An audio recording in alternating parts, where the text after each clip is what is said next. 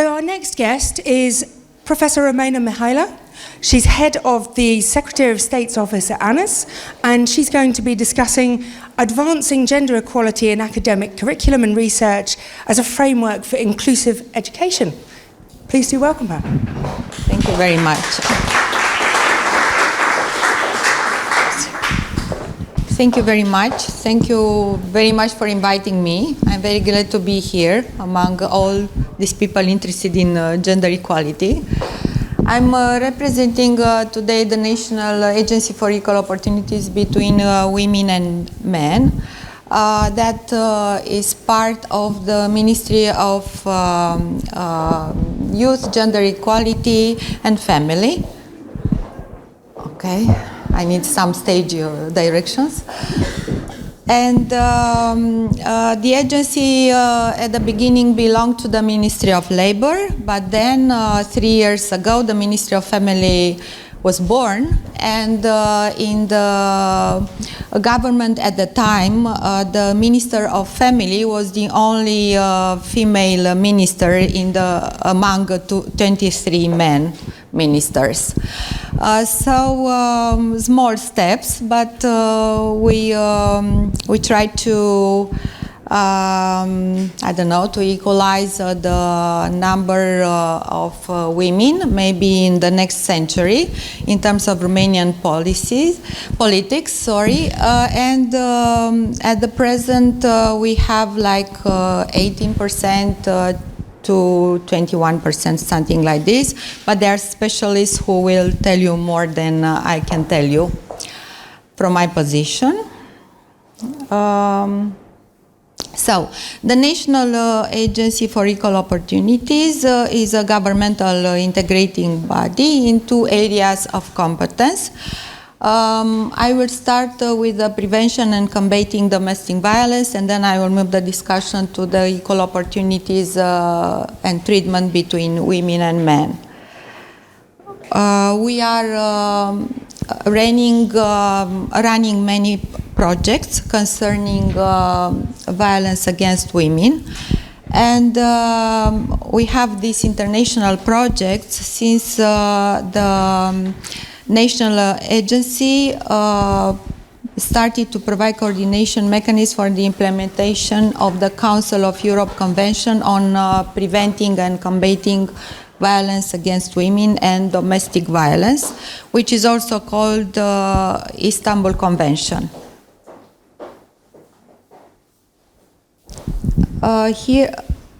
So on behalf of the Romanian government, national and international representation in the field of this activity,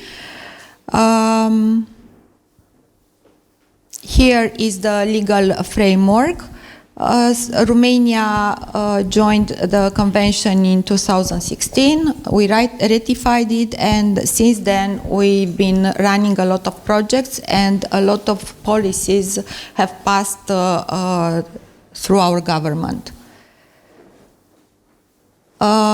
We managed to, among other types of protections measures, one of the most important ones was the regulation of the Provisional Protection Order, valid for 5 days, according to different articles. I'm not going to mention all of them.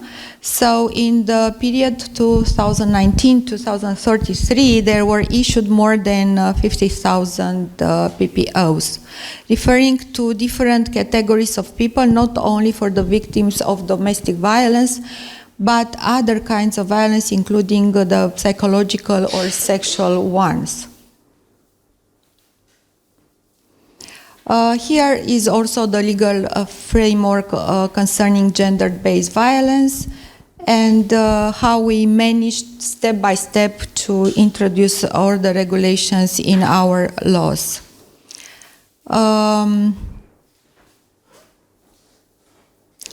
We also have the helpline. This number, unfortunately, is only for Romania. Each country has its own helpline for domestic violence. There is a European project, and we hope to be successful with this.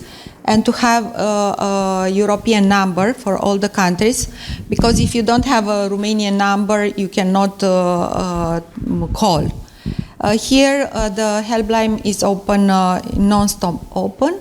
There are 7 colleagues of us who answer to these calls that are anonymous, and they direct the calls to police and to social workers and to other authorities.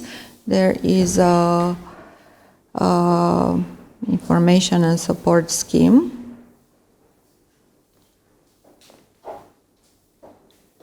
So we only direct this to help the victims.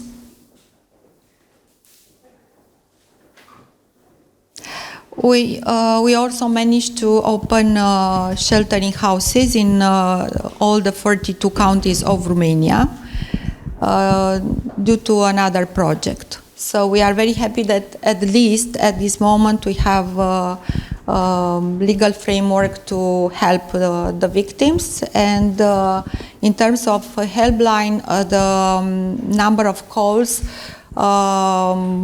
went up and up. Last year we had 7,000 calls, comparing to 5 years ago when there were 1,000 calls.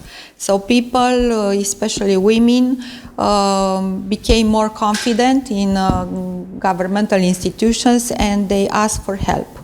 And of course we try to have a lot of awareness programs to make women, especially in the rural areas, aware of their rights and their benefits of our help.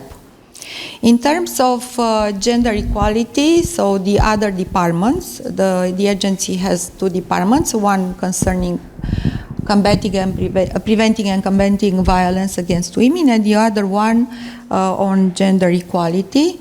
So we have the Gender Equality Strategy 2020-2025, lays out a robust framework aimed at achieving gender equality across member states, in accordance, of course, with European Union's framework. This is the Romanian legal framework.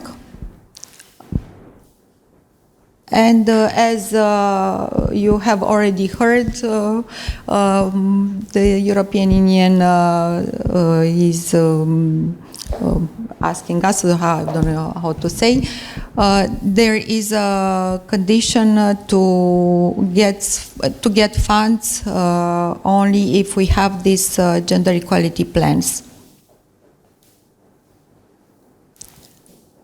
This is also, so I just show you these laws. In terms of the action plans, the National Agency for Equal Opportunities is, let's call it, the supervisor of all the gender equality plans in Romania. So all the institutions have to write the gender equality plan and send it to the agency. They're a team of experts just check them, and if the plans need recommendation, these recommendations are made, and then we expect the gender equality plans to come back to us, and then we approve them. And here are some directions that the gender equality plan has to include.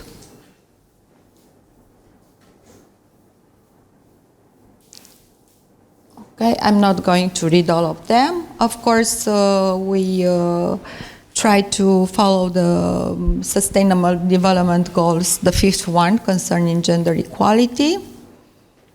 And in terms of education has no gender. Here are also some other European institutions that we try to follow their advice and the directions and so on.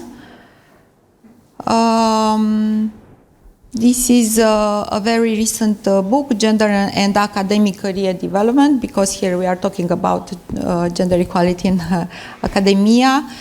In Central and Eastern Europe, offers a comprehensive introduction to the gendered and gendering academic career development in this part of Europe. Unfortunately, as you can see it's a mixture of slides. In terms of the gender equality, we also have this sexual harassment, and there have been some issues about this.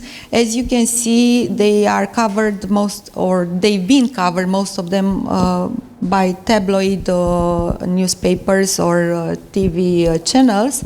And you have this word, scandal, sexual scandal. And as you can see in all the lines from the newspapers, they call it scandal. They haven't seen it as a problem, but as a reason to talk about a scandalous behavior. I tried to mention before, in Romania, unfortunately, we don't have sexual education, not for secondary school, not for high school, not for academia. We tried to have a project with the Ministry of Education in terms of having a gender expert, but these experts were nominated only as volunteers, so not many teachers were happy to do some extra work. But some volunteers did it. Now we are very happy that in the job description and job framework of Romania, we have this new job as a gender expert. That job will be paid, so we hope in future to have more results. And in terms of sexual education or education for health, as we try to call it, because there are a lot of parents' bodies, I don't know how to call it, in all the schools, and they decide if their children can attend these classes concerning sexual issues. So the agency tries to have different projects with different NGOs, and with their help we go and talk in front of students and also teachers, who not all of them are very eager to learn about gender equality, but at least the students are more open and try to improve their knowledge and so on. Here are some examples of the institutions that deal with gender studies in academic environment. And we have only 2 graduate programs concerning gender. One is on politics, gender and minorities, and the other one equality of policies in academia.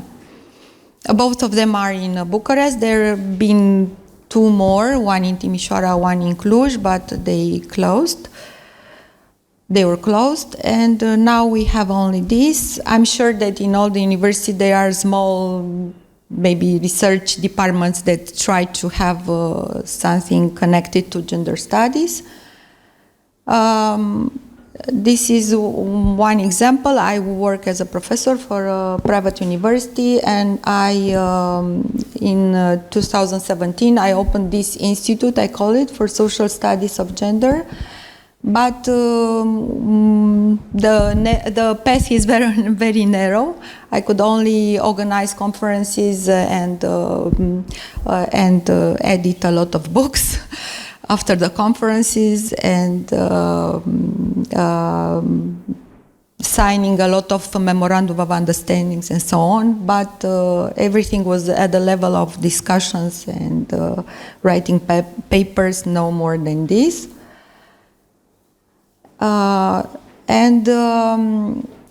Okay, I don't know how to. And one more thing I forgot to mention. We received by now 37 gender equality plans from the universities out of 84 universities, so only 37 of them sent it to us. 7 of them are private universities, the rest are public universities, and out of these 18 of them we had to write a lot of recommendations. So we are I don't know where to say. Maybe our colleagues later will tell you more about this, because they really wrote the plans and they know better than me the situation in different universities. Okay, thank you very much.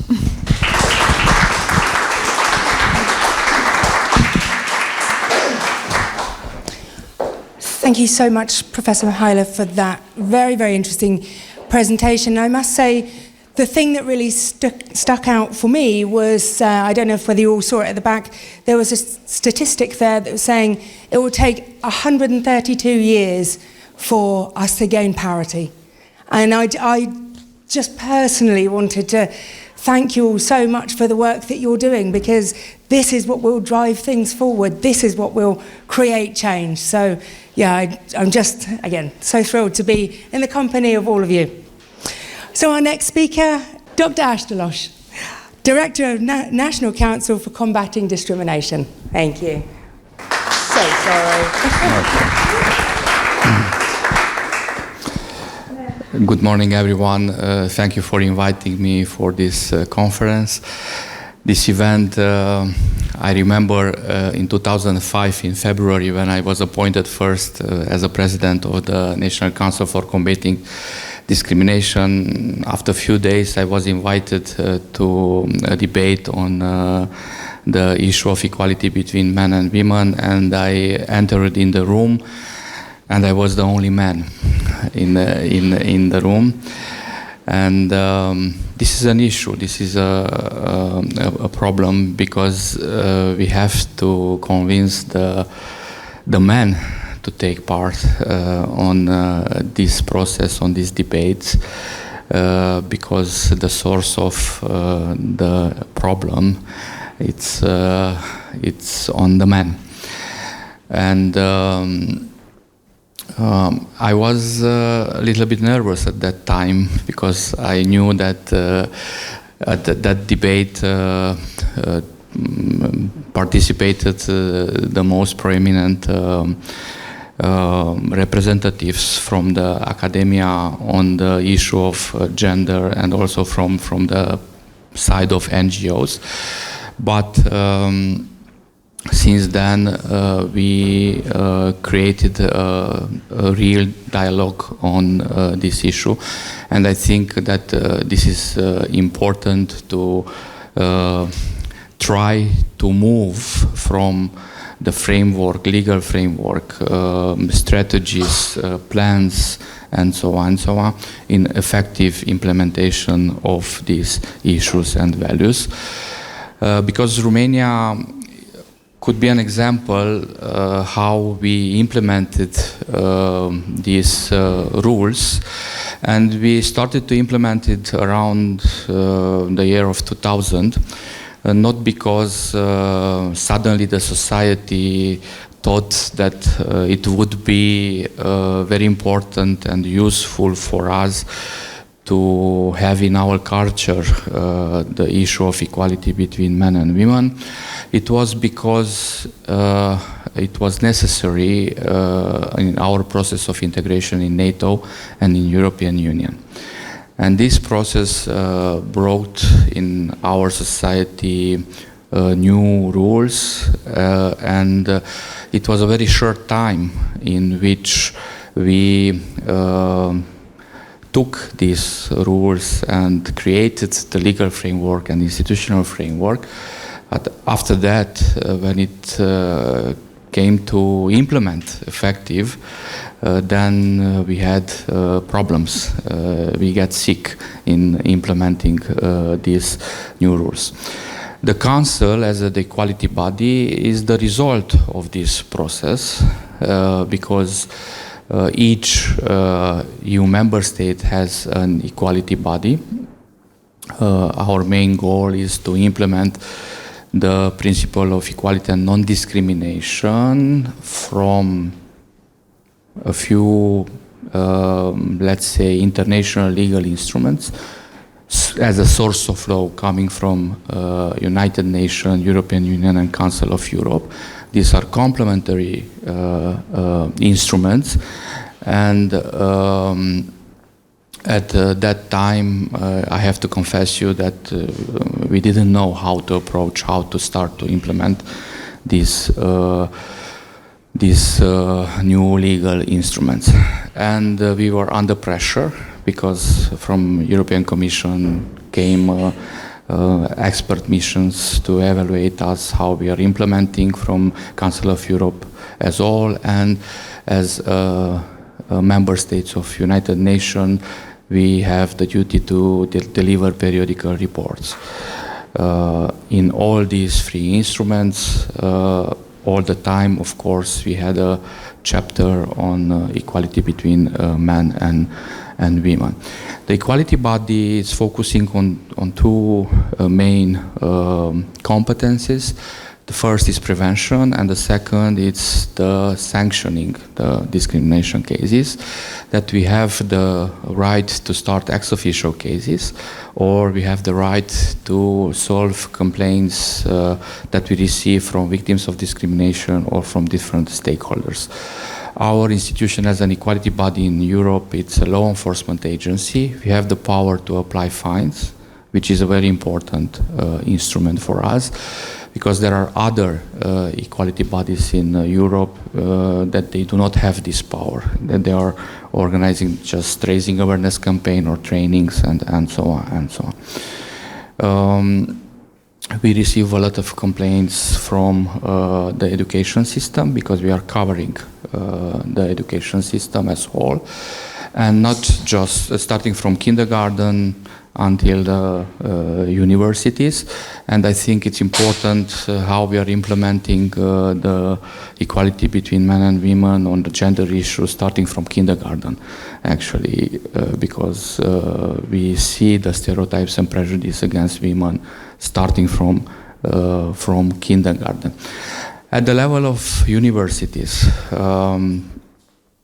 after 24 years of legal framework and institutions, in this year we had the most, let's say,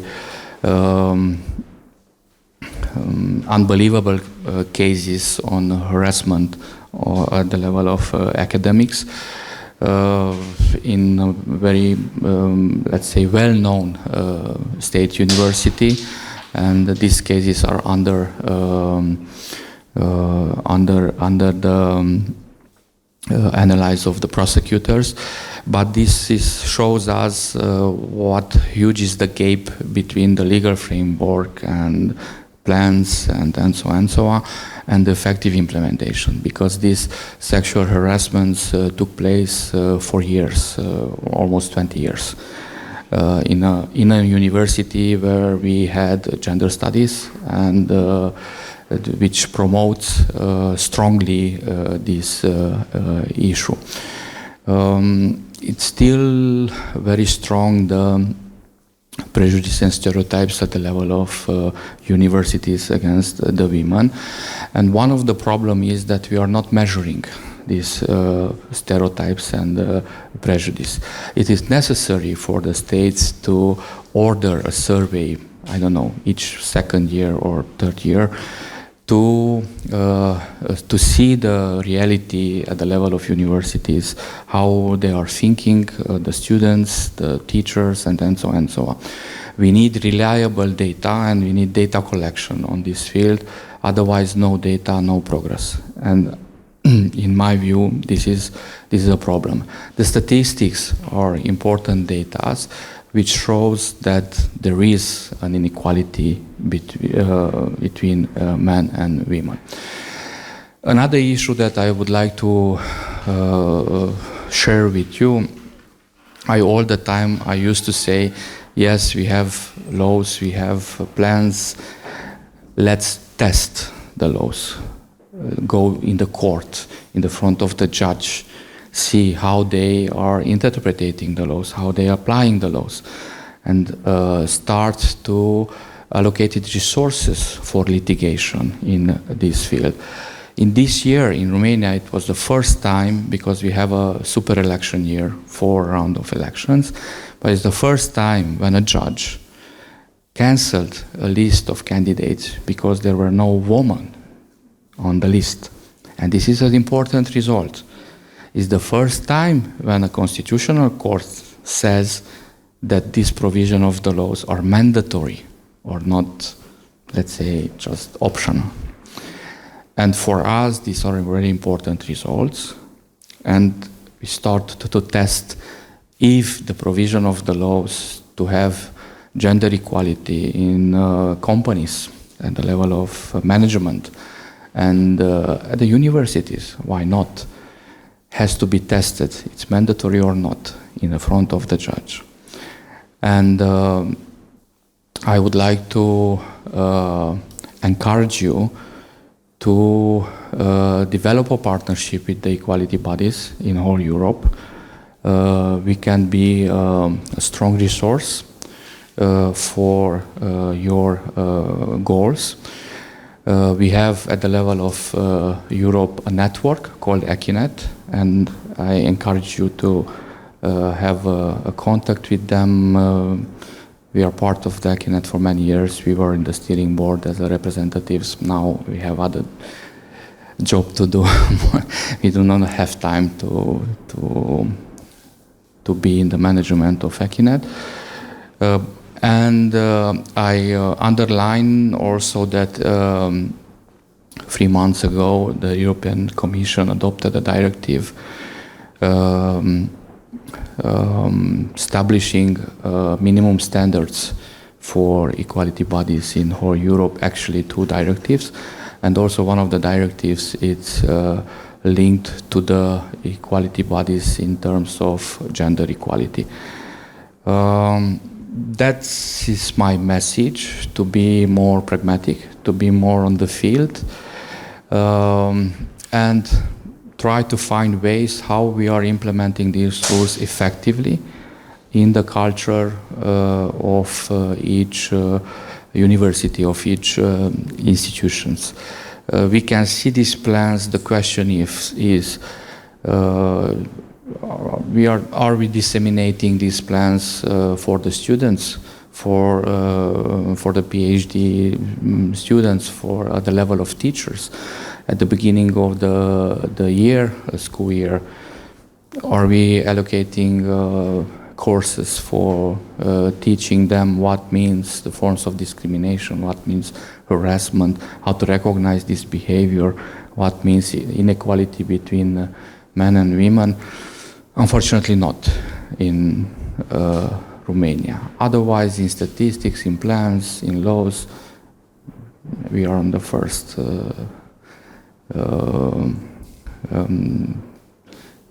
We can win the competition.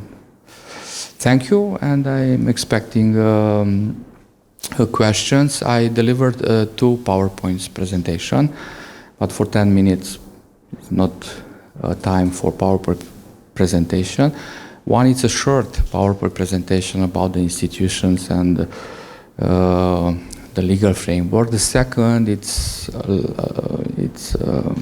presentation that I use at the university to teach equality and non-discrimination.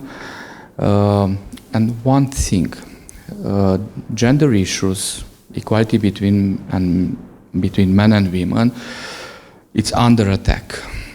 Not just in Romania, but in Romania it's under attack. And it is presented as an ideological bao-bao, actually, which is very wrong. And I can see at the University of Bucharest, the political science department, there is a master studies on gender issues and equality between men and women. I'm teaching their non-discrimination since, I don't know, 6 or 7 years. And every year it's a challenge to have the sufficient number of students to start the program. But I can see from a couple of years the attack of the other teachers against these studies, mainly considering that it's no gender studies. It's a fake. Of course, they haven't seen that last year the Nobel Prize Award was given to gender studies in economics, if I'm not agree. And I think there is need of solidarity when we see these kind of attacks, and solidarity has to come also from men, not just from women. And I don't know how to do this, actually. So, thank you very much.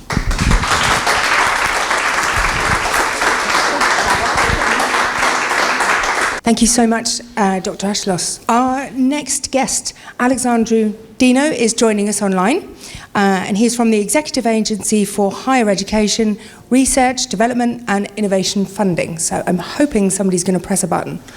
So first of all, thank you for the invitation. I'm very happy to jump in and to talk a bit about Gender Equality Plan as a transformative tool with a case study on our organization. My name is Alex Dinu. I'm representing the Romanian Funding Agency. And just let me share my screen.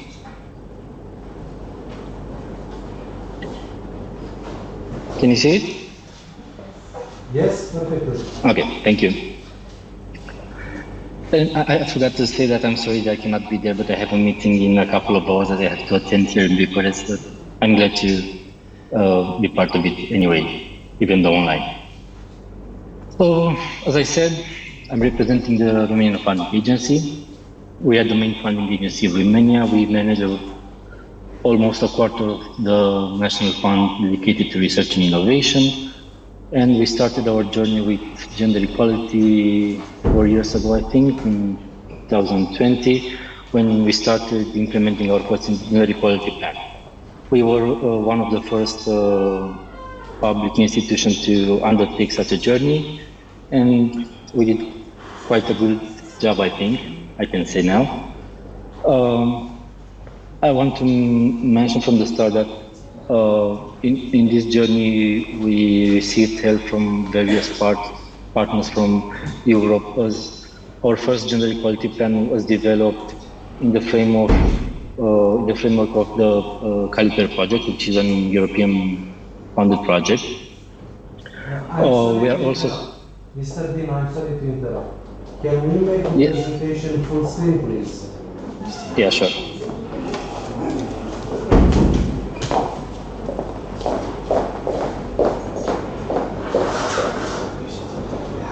That, please. Thank you. Is it okay now? Yes, okay. Thank you. So I was saying that we were part of various European funded projects, and in this particular one in Caliper, we got help to develop our first gender equality plan back in 2020. What were our objectives when we started this journey? So, first of all, we wanted to, of course, develop successfully a gender equality plan, but keeping in mind that we are a funding agency, we understood that our role is also to assist other research organizations in their processes to develop gender equality plans, and more importantly, to open the dialogue about gender equality within the research community. And I want to stress this out a bit. 4 years ago, the things were really different. There wasn't much buzz about gender equality, especially in the research community. So I'm glad that a lot of things have changed since then.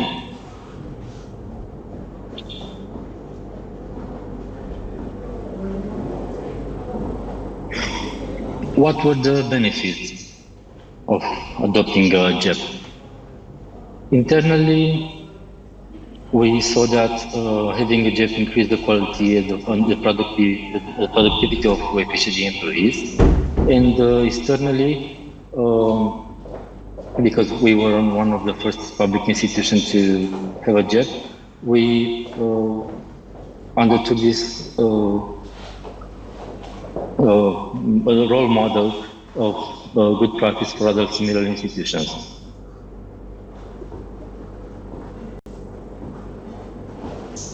This gender equality plan didn't came out of nowhere. I think most of you know that from 2022, having a JEP is a mandatory for accessing European funds through Horizon Europe, and that's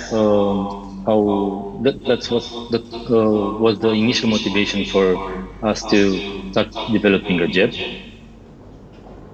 The main steps were we started with an internal analysis to help identify what areas we can improve. We came up with some ideas and tested the solutions we had with stakeholders, received feedback, and then improved our actions. Based on these discussions, we created our first draft of gender equality plan. We had various meetings with top and middle management, and after that we had the final version of gender equality plan. As I mentioned earlier, I think we finalized the process at the end of 2021, and then we had the first year of implementation, a process of monitoring the first iteration. Based on the results of the monitoring evaluation process, we updated our gender equality plan, and then we had a second year of implementation. Now, what kind of measures did we add in our gender equality plan? First of all, because the internal analysis did not reveal any structural issues, we proposed a series of soft measures like informative guidelines, for example, for communication or sexual harassment, lots of training programs for employees, for our research evaluators, and conducting analysis and providing recommendations. We had 6 areas in which we gathered our actions: human resources, gender equality body, internal communication, intersectionality, gender dimension research funding, and ecosystem innovation. After the 2 years of implementation, our final results are guidelines for sensitive recruitment, gender sensitive recruitment, a guideline for employees returning from parental leave, a guideline from preventing sexual and moral harassment, a guideline for inclusive communication. We have established a gender equality body within UFHD that has a mandate, and it's officially adopted within our institution. We implemented gender quotas in all the events we organized. And most importantly, I think we managed to introduce in the text of our funding calls the gender dimension in the research content. So now on each new instrument we are funding, the researchers that apply to our funding have to integrate the gender dimension in the research proposals. Apart from that, we had 2 analyses of the financial instruments we had previous from a gender perspective, and as I mentioned before, a guideline and a training for our research evaluators. Other important results, we developed a platform which I invite you to access. It's called jep.ufhd.ro, where we presented our JEP action results, and we have a section dedicated to other organizations that wish to develop a JEP. One other thing that we are proud of is that we develop a frame of documents for RPOs to facilitate their JEP development. You can find them on our website. we helped universities and research institutes in develop their jobs. We had meetings, various meetings, one-on-one meetings or other kind of events. And we developed guidance for our researchers that help them understand better what gender dimension in research content means. How we are planning to continue our gender equality journey. As I mentioned, through our gender equality body, we added some new measures in our JEF for 2024. At the beginning of the next year, we are starting a new European project in the framework of which we are going to develop a new JEF focus on intersectionality and inclusivity. We are also developing a national impact plan, and we continue to evolve with other external stakeholders, especially in the policy-making area. As I said, we have a platform. I invite you to pay it a visit. And that's it. Thank you so much. If you have any questions, I'm here. If you don't have any questions now, you can write me an email anytime.